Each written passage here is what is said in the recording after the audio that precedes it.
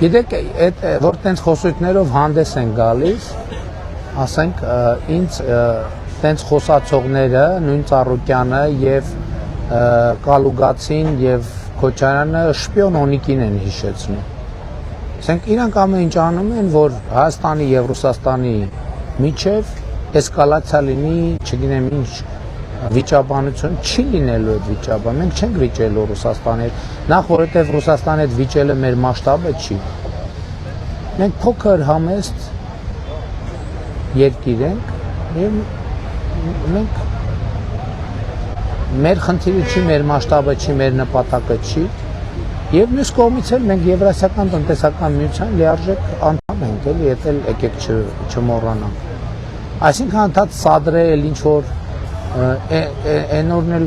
Քոչարյանը ասել էր, որ ինքը ակնկալում է, որ Ռուսաստանը խնդիրներ ստեղծի, էժան սադրանքներ չի հաջողվելու իրանց դա անել, չի հաջողվելու։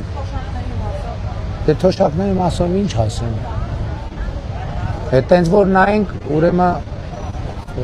ասֆալտ անելն էլ անդրակաշար, պլյուս սուբվենցիոն ծրագիրն էլ անդրակաշար։